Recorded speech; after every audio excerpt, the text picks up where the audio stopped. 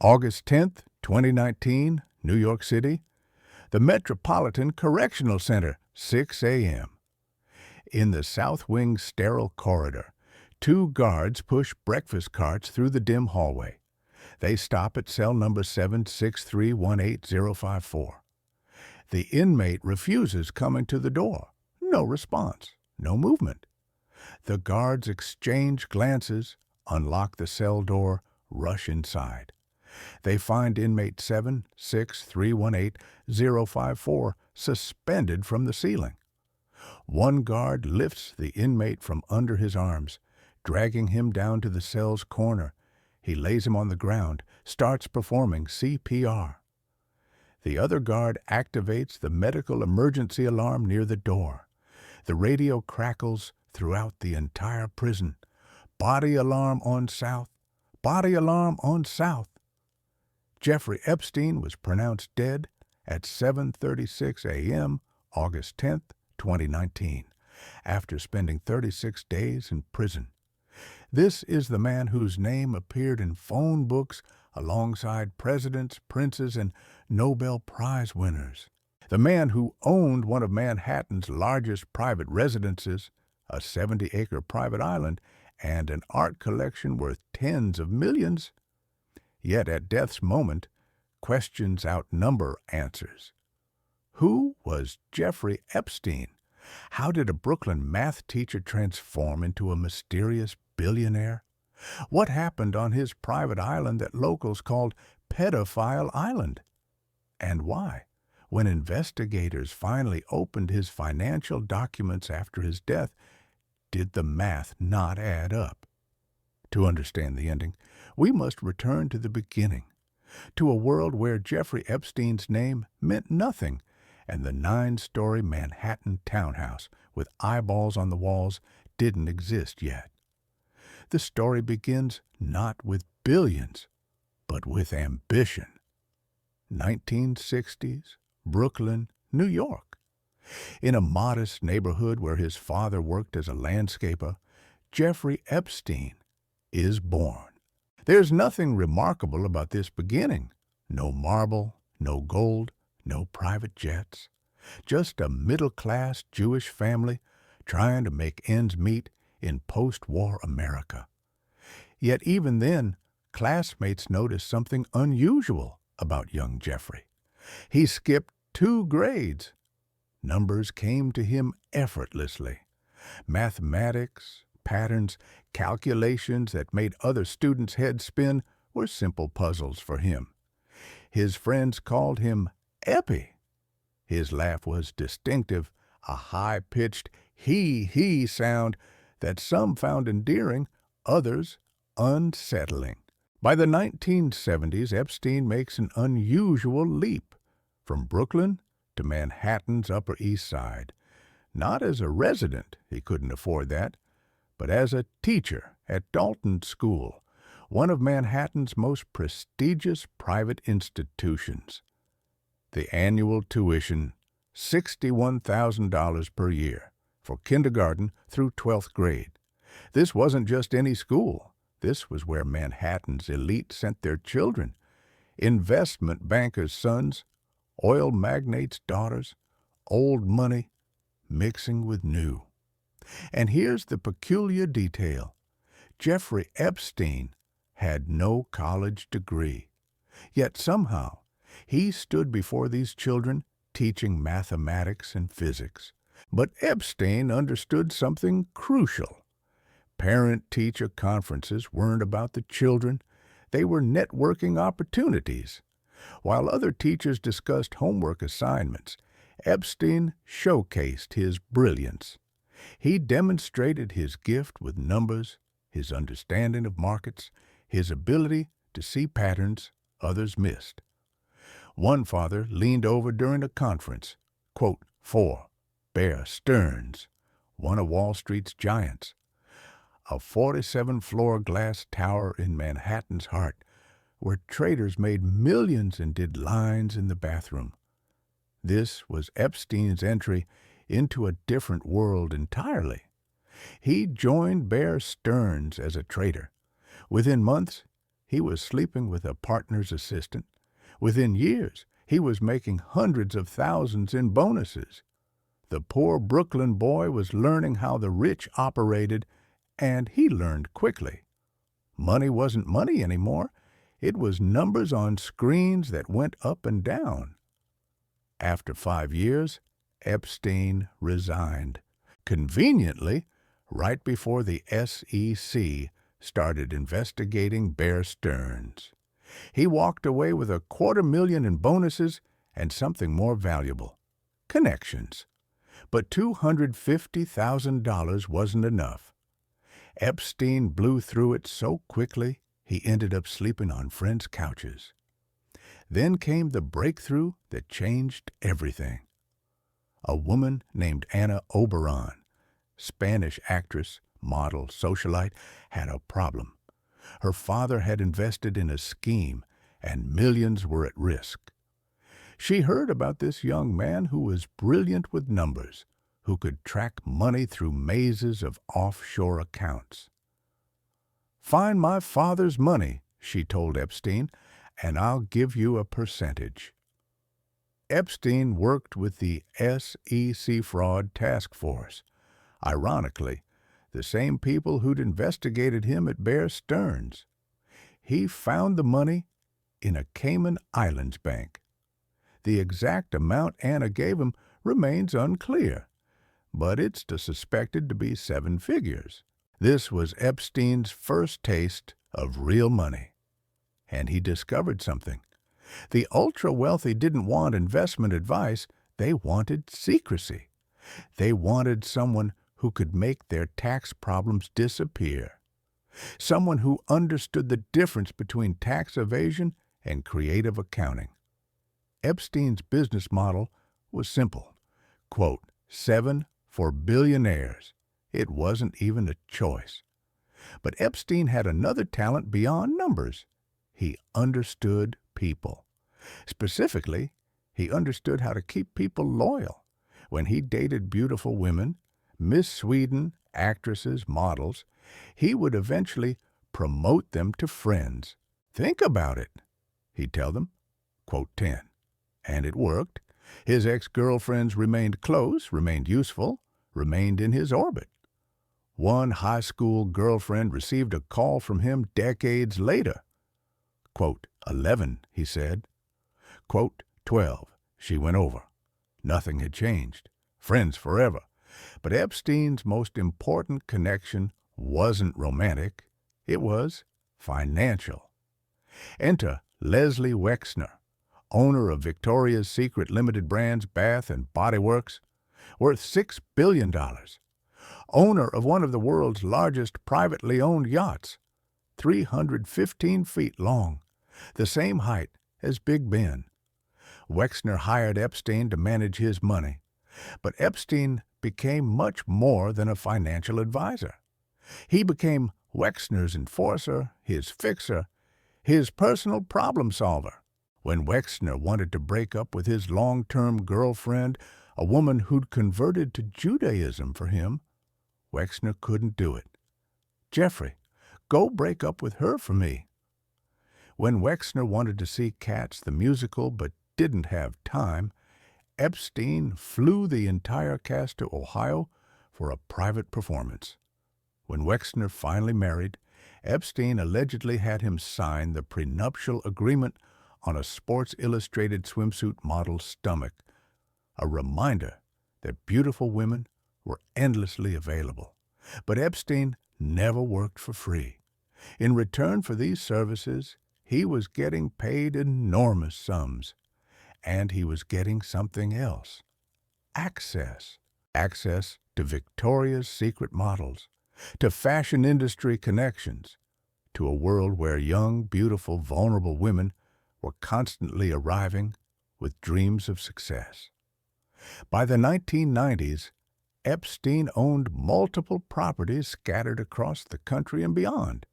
Yet the crown jewel wasn't visible to the public. It was a 9-story townhouse at 9 East 71st Street on Manhattan's Upper East Side. 51,000 square feet of pure architectural contradiction.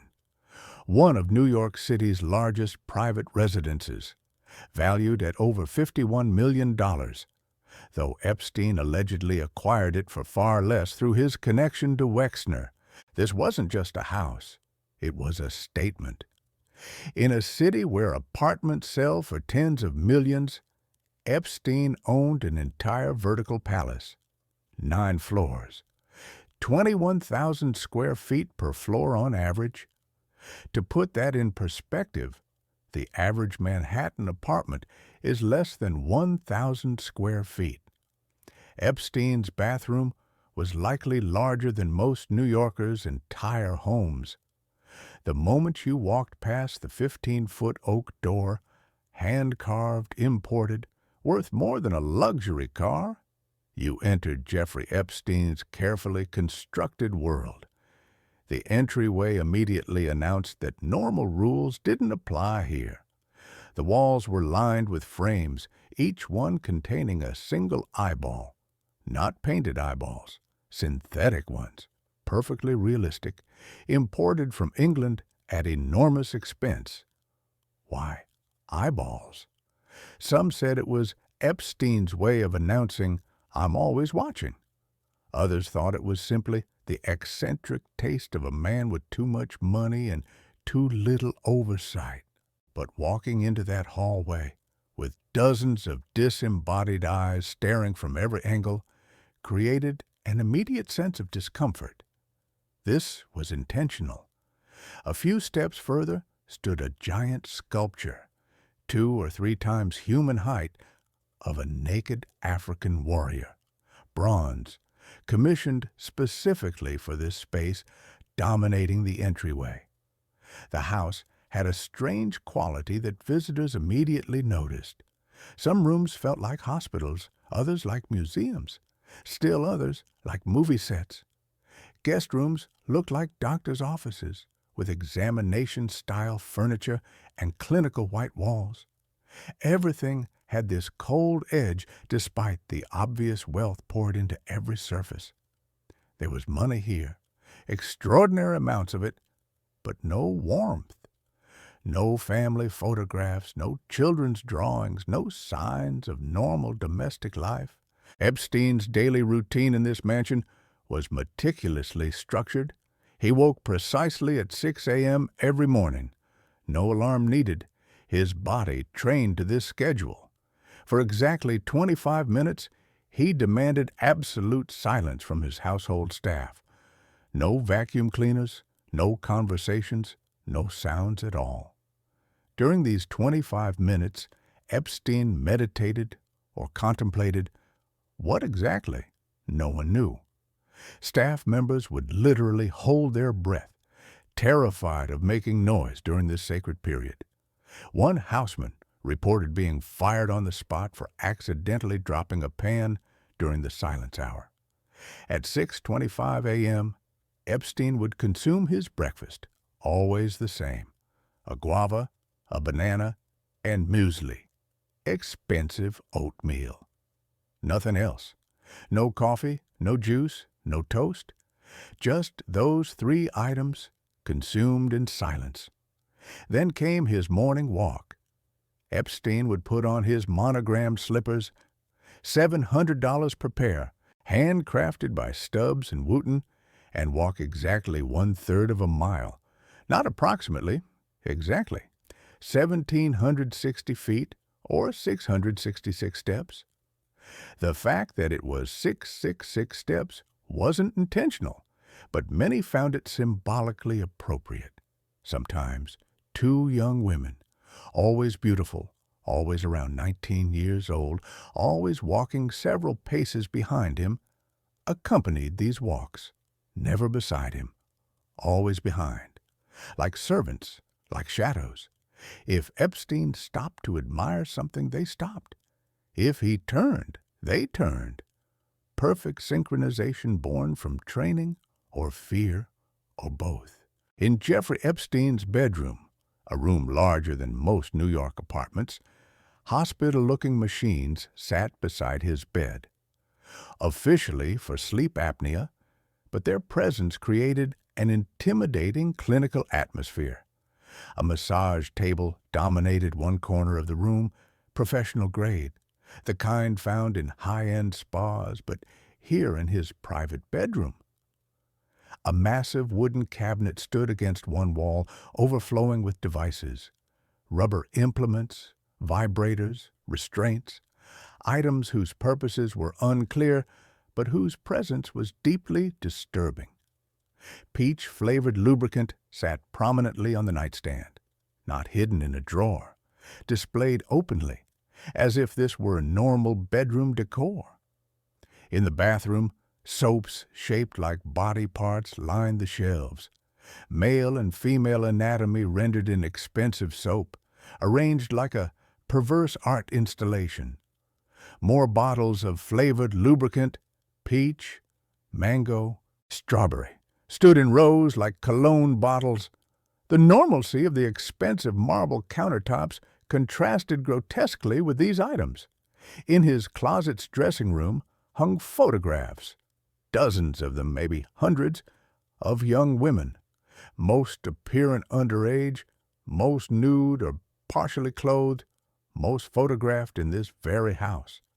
A catalog of victims displayed like trophies, stacks of DVDs, books on domination and control, and everywhere that overwhelming lavender scent attempting to mask something darker underneath. But Manhattan was just one property. The real mystery lay 1,200 miles south in Palm Beach, Florida. Epstein's Palm Beach estate was an $18 million mansion overlooking the water. To enter, you passed through a gate, past a guard, through a side door, into the kitchen. Upstairs, a winding staircase with pink carpets led to a hallway lined with photographs of naked women. His bedroom there contained similar elements: massage table, cabinets full of devices, bottles of lubricant everywhere. 2 secret cameras hidden in clocks captured everything. Most girls never knew they were being recorded. The whole house reeked of lavender, masking something darker underneath. But if you really wanted to understand Jeffrey Epstein's world, you had to go further, much further, to a place that could only be reached by private jet and helicopter: Little St. James Island, United States Virgin Islands, south of Florida. 70 acres of Caribbean paradise, purchased for $15 million in 1998. The moment Epstein took possession, locals on the nearby main island started calling it something else: Pedophile Island. They weren't investigators. They weren't conspiracy theorists. They were simply boat captains and dock workers who saw the girls arriving, saw how young they looked, saw the college sweatshirts that seemed like costumes, saw the fear sometimes visible in their eyes. Building a private island from scratch is extraordinarily expensive, far more than most people realize.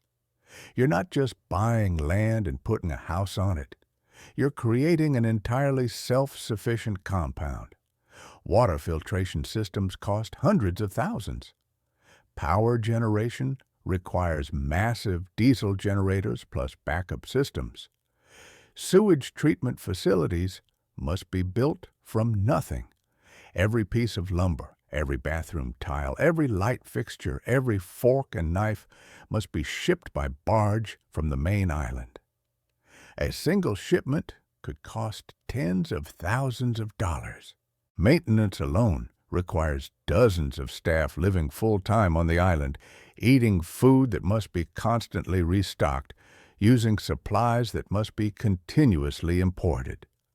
Epstein didn't just build an island retreat, he built a self-contained world. He imported 40-foot-tall palm trees, fully mature specimens, at $5,000 each.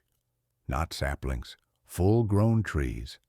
The shipping alone for each tree could exceed the purchase price. He bought dozens of them. He hired the same designer who created the ultra-luxury Amman resorts, where rooms cost $5,000 per night and celebrities pay for the privilege of absolute privacy and unparalleled service. This designer was instructed to bring that same level of luxury to Little St. James, regardless of cost. By 2019, the island's value had reached $64 million, more than 4 times what Epstein paid for it. But that valuation didn't account for the intangible value, total privacy, total control, and the ability to operate beyond normal legal oversight because you literally owned the ground beneath your feet. The main house stood on the island's highest point, offering panoramic views of the surrounding water and, more importantly, offering the ability to see any approaching boats long before they could reach shore. This wasn't accidental. Epstein obsessed over security, over knowing who was coming and when. 3 guest cottages surrounded the main house, each decorated with expensive furniture and art, each designed to impress and seduce visitors into feeling like they were experiencing ultimate luxury. Separate cottages housed the caretaker and groundskeeper, staff who managed the property year-round, even when Epstein wasn't present. A private water filtration system ensured fresh water for all buildings. A network of underground pipes distributed power from central generators. A helipad sat on the highest flat area, allowing helicopter arrivals and departures at any time. A substantial dock accommodated boats and yachts, including Epstein's own vessels. Multiple swimming pools sparkled throughout the property. Not just one pool, but several, each positioned for different times of day, different views, different purposes. Tennis courts for recreation, an enclosed lagoon for private swimming, golf carts to transport guests around the property without requiring them to walk in the Caribbean heat. A staff of 70 people, 70, catered to every need when Epstein was in residence, all wearing identical black or white polo shirts, creating a uniform army of servants, all instructed to stay invisible, to work without being seen, to anticipate needs before being asked, to disappear the moment their task was complete. Yet, the most intriguing building sat on the island's most isolated part, a square structure with blue and white stripes, topped with a gold dome. 2 gold statues, appearing like eagles or phoenixes, perched atop the dome. Epstein called it the Temple. Rumors swirled about what happened inside: sacrifices, rituals, abuse. Officially, it was described as Epstein's private study and music room. One contractor claimed it was just a gym, but next to this temple stood an enormous sundial, the size of multiple swimming pools, a giant circle that only added to the dark theories. Epstein purchased sea urchins, those black, spiky creatures, and scattered them around the island's edges. Anyone trying to reach or leave the island without permission would face physical pain from those sharp spines. This was a man who valued privacy, or more accurately, who desperately needed secrecy. Yet despite this isolation, powerful figures allegedly visited. Names that appeared in court documents and flight logs, scientists, politicians, businessmen, celebrities. Epstein hosted scientific conferences on the island, events called Mind Shift to discuss neuroscience, or Confronting Gravity to debate physics with Nobel Prize winners. But locals on the nearby main island told different stories. They said Epstein's private jet, which some called the quote, _20 always seemed to carry very young-looking girls. The girls wore college sweatshirts, as if trying to appear older than they were. They looked like high schoolers pretending to be college students. One local stated, quote, 21. Meanwhile, back in Palm Beach, a different story was unfolding. September 2005. Police pull over a young driver named Aria, a fake name, for having marijuana in her car. Routine arrest. But at the station, Aria tells them something that changes everything. Quote, 22. Aria was 16. She worked at Hollister for $6 an hour. A co-worker told her she could make $200 in 45 minutes, giving quote, 23 to a rich man. It seemed too good to be true, but also, at 16 with big plans and no money, it seemed like an opportunity. Her first visit to Epstein's mansion, she was led upstairs to a room with a pink and green sofa, a massage table, and walls covered with photographs of young, nude women. Then Epstein walked in wearing only a towel. He dropped it. He was completely naked. He told her to undress. She hesitated. He pressured her.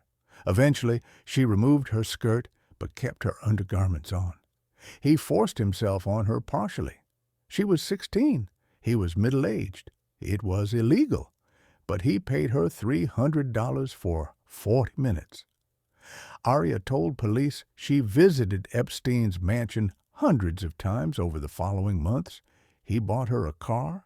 He bought her plane tickets. He left bags of Victoria's Secret lingerie, $1,500 worth, waiting for her. He asked if her parents would emancipate her so she could live with him. When investigators asked about physical details to verify her story, Aria provided them, including uncomfortably specific descriptions of Epstein's anatomy and unusual physical characteristics that would later match other victims' testimonies with impossible-to-fake consistency. This wasn't a story invented by teenagers. The details were too consistent, too specific, too verifiable. She told police Epstein would sometimes pay her just to sit naked in his office while he worked at his desk, the same desk allegedly once owned by J.P. Morgan himself, or to lie naked in bed while he watched the evening news. These weren't massages. These were displays of control, of ownership. Then came the most disturbing revelation. Epstein offered Aria money to recruit other girls, $200 per referral. She brought him girls between 14 and 16 years old, all her friends from school, all from underprivileged backgrounds, all desperate for money. And those girls brought their friends. Who brought their friends? It was like a train, Aria said. I introduced him to my friends, then they introduced him to their friends. It just kept going. The system was self-perpetuating, each victim becoming a recruiter, spreading through the high school like a disease. Out of all the girls you introduced, how many were under 18? Police asked. All of them, Aria replied without hesitation. All of them, every single one. Did Epstein know their real ages? I think he knew. I know he knew. He told me directly, the younger, the better. Those were his exact words.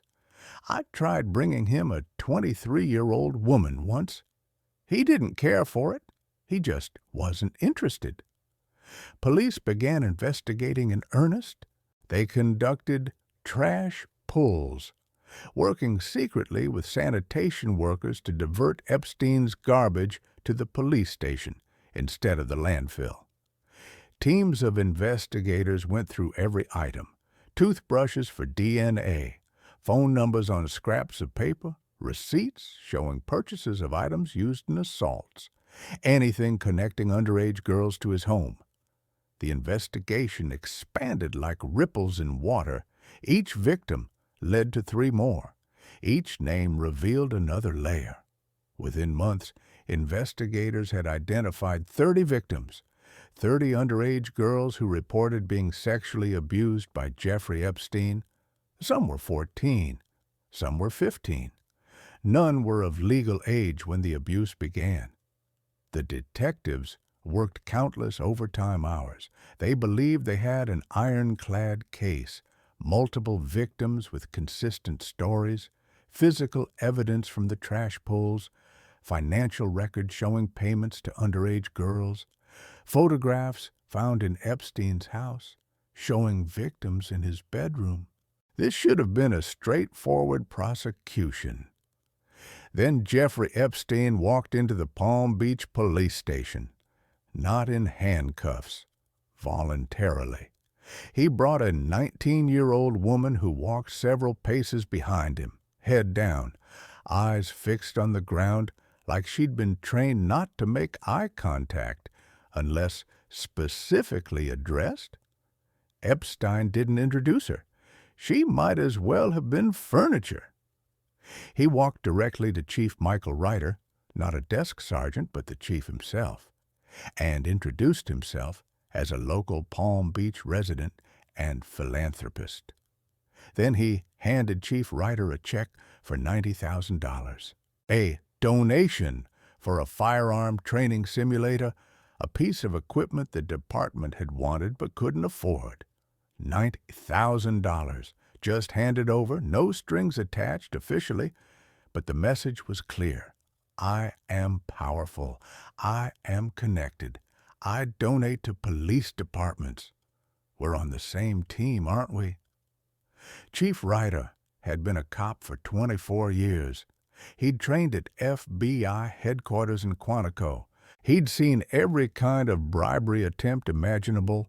$90,000 was a lot of money, but it was nowhere near enough to compromise his integrity or the integrity of his investigation. He accepted the check because refusing it would have caused suspicion. But he told his team, quote, 33. But despite 30 victims whose stories corroborated each other in disturbing detail, despite clear physical evidence, despite financial records proving payments to minors, despite photographs showing underage girls in Epstein's bedroom, the criminal justice system failed spectacularly. The grand jury, presented with overwhelming evidence, recommended only one felony count: solicitation of prostitution. Not rape of a minor, not sex trafficking, not child abuse, just solicitation. As if these children were willing participants in adult transactions rather than victims of predatory abuse. Epstein was released within hours on $3,000 bail. $3,000, less than the cost of one of his monogrammed slippers, less than he'd paid individual girls for single quote, _34, __. It was an insult to every victim who'd found the courage to come forward.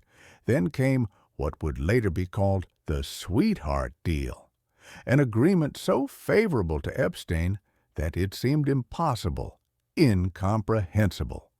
A non-prosecution agreement stating that Jeffrey Epstein would not be prosecuted in the Southern District of Florida for any federal crimes involving sexual abuse of underage girls. The conditions: Epstein would plead guilty to 2 state charges: solicitation of prostitution and procurement of minors for prostitution. Both felonies, technically, but treated with shocking leniency. And crucially, the agreement granted immunity to all of Epstein's alleged co-conspirators, anyone who'd helped him, recruited for him, or participated in the abuse. This agreement was negotiated in secret. The victims weren't informed. They weren't consulted. They weren't even notified that it existed until after Epstein had already signed it. This violated federal law. The Crime Victims' Rights Act specifically requires prosecutors to consult victims before making plea agreements. But it was done. Signed, sealed, filed. Epstein faced a maximum of 18 months in county jail. Not federal prison, but county jail, instead of the decades he should have received. And even that 18 months would be served under extraordinary conditions that made it barely distinguishable from freedom. Epstein's legal team was extraordinary, not in terms of ethics, but in terms of pure legal firepower and connections. He had Alan Dershowitz, the Harvard law professor, who'd helped defend O.J. Simpson. He had Roy Black, one of Florida's most prominent criminal defense attorneys. He had Jay Lefkowitz, a former Bush administration official.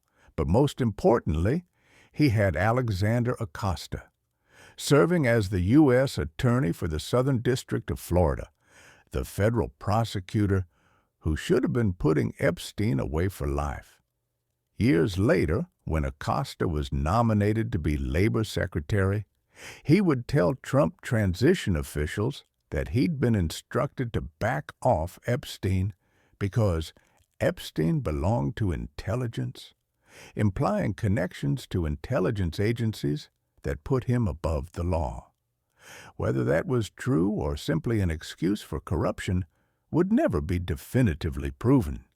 But the result was clear. Epstein got away with it. Epstein essentially ran his prison wing.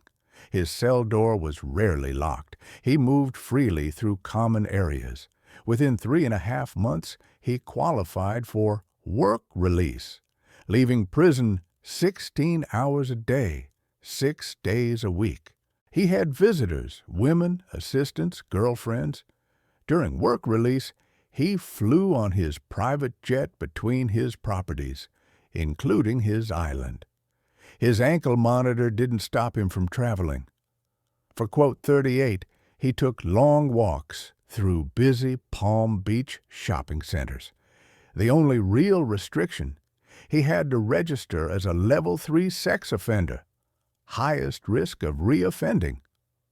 July 22, 2009, Jeffrey Epstein was released, and for the next 10 years, he lived normally, flying between residences, meeting with powerful people, creating more victims. He continued his life as if nothing had changed. He dined with Prince Andrew. He hosted scientific conferences. He collected art. But slowly, the public's interest grew. A former houseman tried selling Epstein's quote, _39_, a list of contacts, including underage victims' names and locations, plus names of powerful figures. The houseman was arrested and sentenced to 18 months. Ironically, the same time Epstein had served for his crimes. By 2019, the landscape had changed. The hashtag #MeToo movement had transformed public consciousness about sexual abuse and power dynamics. Journalists, particularly Julie K. Brown of the Miami Herald, had spent years investigating Epstein's case and the travesty of his 2008 sweetheart deal. Her series, quote, 40, won the Pulitzer Prize and, more importantly, reignited public outrage. New victims came forward, women now, who'd been girls when Epstein abused them, who were finally ready to speak publicly. New evidence emerged from previous investigations that had been sealed or ignored. Federal prosecutors in the Southern District of New York, crucially not bound by the Florida non-prosecution agreement, began building a new case.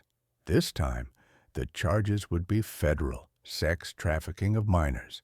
This time, there would be no sweetheart deal. On July 6, 2019, FBI agents arrested Jeffrey Epstein at Teterboro Airport in New Jersey as he returned from Paris on his private jet. He was brought before a federal judge in Manhattan. The prosecutors argued he was a flight risk. He owned property in multiple countries, had a private jet, and had enormous financial resources. Bail was denied. Jeffrey Epstein, accustomed to 9-story Manhattan townhouses and Caribbean islands, was sent to the Metropolitan Correctional Center, the same federal prison nicknamed Guantanamo of New York, due to its notoriously harsh conditions. The same prison where El Chapo had been held. The same prison where conditions were so bad that toilets regularly overflowed with sewage into cells. This was nothing like his previous imprisonment. No private cell with an unlocked door. No 16 hours per day of work release. No visits from young women. No private chef preparing his meals. Just a concrete cell, harsh fluorescent lights, and the smell of mold and sewage. On July 23, 2019, guards found Epstein semi-conscious in his cell with marks on his neck. He was placed on suicide watch, a protocol requiring constant observation by guards or cameras to prevent self-harm. But mysteriously, incredibly, he was removed from suicide watch just 6 days later, on July 29th. The official explanation, a psychological evaluation, determined he was no longer at risk. But given what would happen next, this decision seemed criminally negligent, or perhaps something darker. Epstein was placed in a cell with a roommate, which was supposed to provide additional monitoring. But on August 9th, his cellmate was transferred out. Epstein was alone. The guards assigned to check on him every 30 minutes allegedly fell asleep. Both of them. At the same time, the cameras that should have continuously recorded his cell supposedly malfunctioned. Both cameras. At the same time. The backup systems failed. The logs were falsified. August 10th, 2019, approximately 6 a.m. 2 guards, Officers Tova Noel and Michael Thomas, made their rounds in the special housing unit. When they reached Epstein's cell, he didn't respond to calls to approach the door for breakfast. They unlocked the cell and rushed inside. Jeffrey Epstein was suspended from the top bunk bed, a bed sheet fashioned into a noose around his neck, his body lifeless. Officer Thomas lifted Epstein while Officer Noel called for medical assistance. They laid him on the floor and began CPR. The alarm sounded throughout the facility. Body alarm on South, body alarm on South. Paramedics arrived within minutes. They attempted resuscitation. Epstein was transported to New York Downtown Hospital. At 7:36 a.m., he was pronounced dead. The chief medical examiner ruled it suicide by hanging. But immediately, questions erupted that would never be satisfactorily answered. How does a high-profile prisoner on suicide watch, recently removed from suicide watch, successfully commit suicide in a maximum security federal facility? How do both guards assigned to check on him every 30 minutes fall asleep simultaneously? How do both cameras monitoring his cell malfunction at the exact moment he allegedly hanged himself?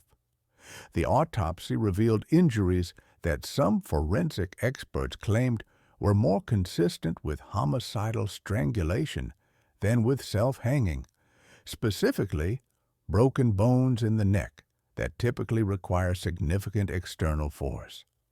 The chief medical examiner stood by the suicide ruling, but the private forensic pathologist hired by Epstein's family disputed it publicly.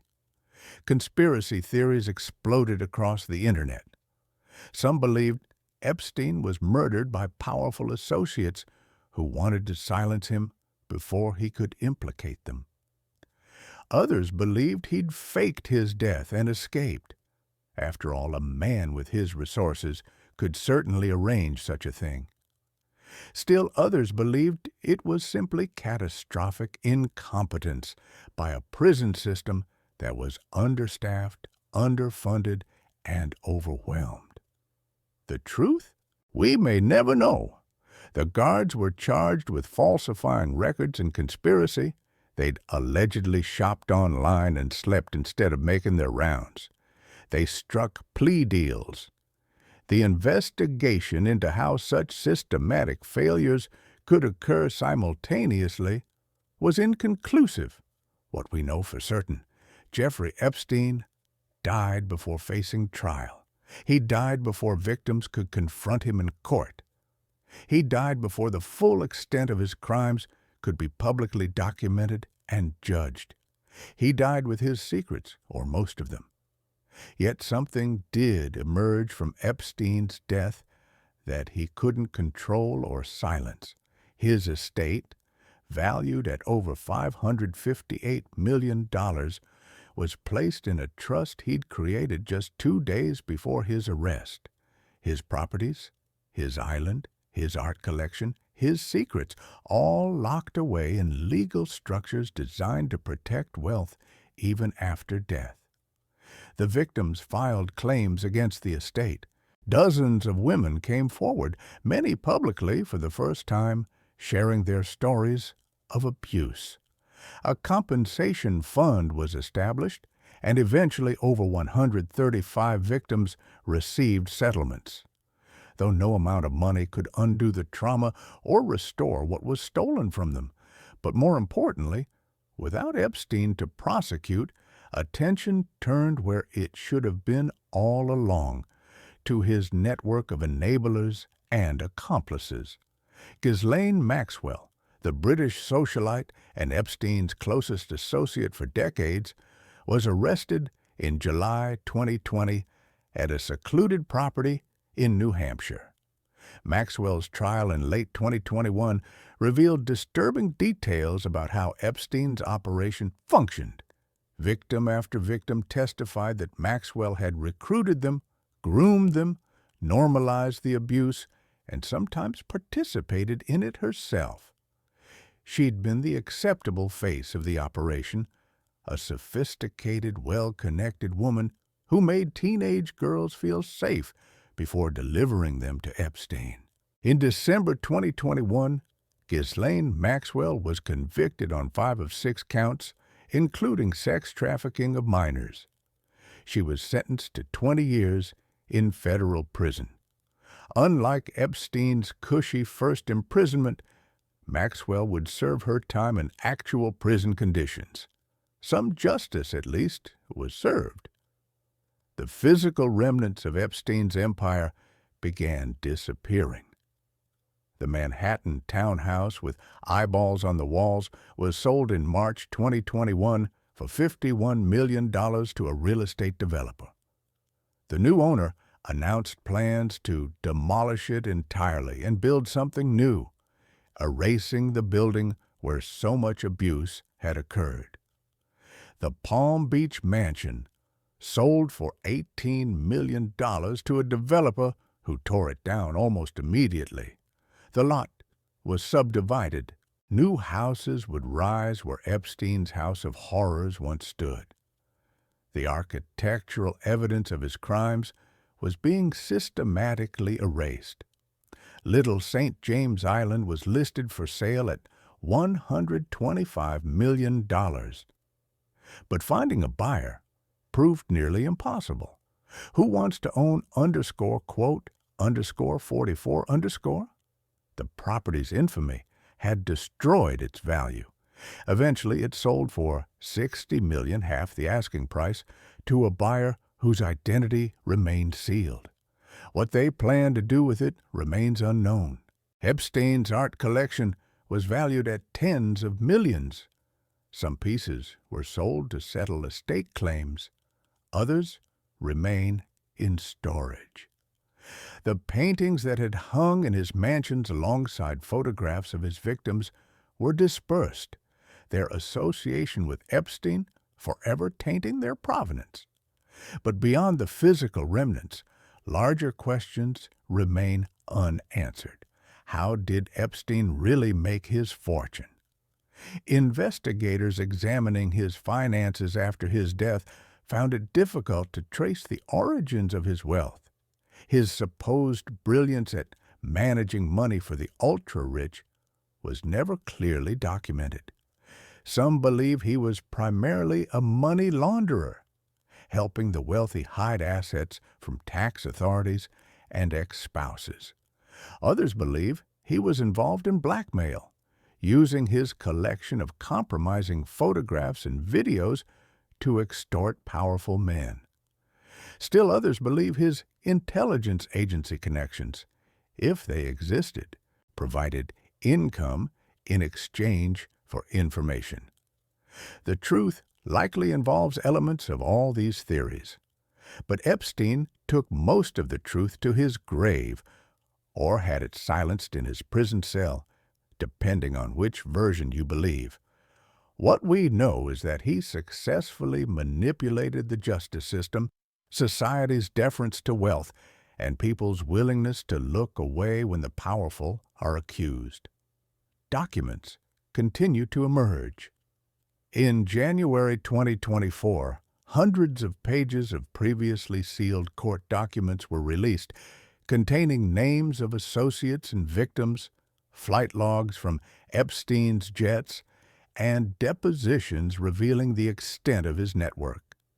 Each release generates headlines, speculation, and demands for further investigation. Some names in these documents are victims being named against their will. Some are associates who had legitimate business with Epstein. Some are accused of participating in abuse. Sorting truth from speculation remains difficult, and the deceased Epstein cannot be questioned or prosecuted.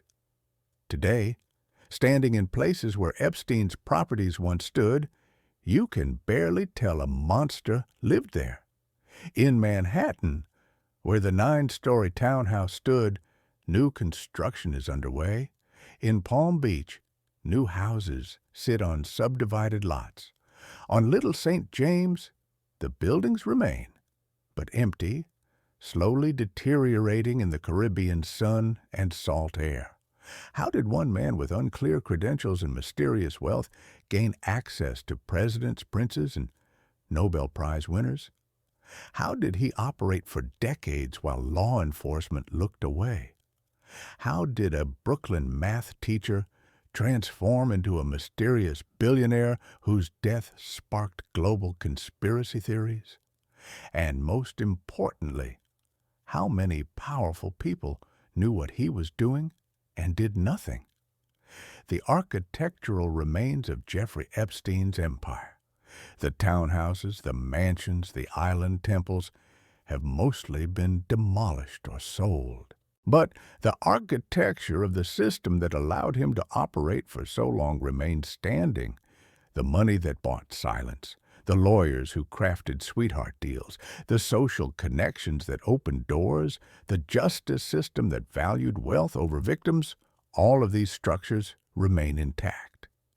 Jeffrey Epstein died with secrets. Some secrets died with him.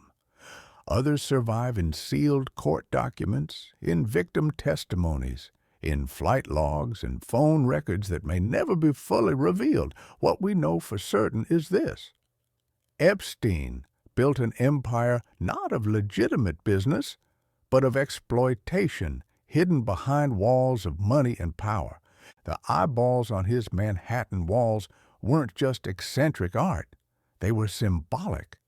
Jeffrey Epstein believed he was always watching, always in control, always untouchable. But in the end, those eyes saw his empire crumble, his properties seized, his reputation destroyed, and his life ended in a prison cell. Unlike the other magnates in our stories, who built palaces and left complex legacies of both creation and destruction, Epstein left only destruction. There are no museums bearing his name, no grateful scholarship recipients, no architectural wonders that outlasted him. There's only the wreckage, lives damaged, families broken, justice partially served, but ultimately denied.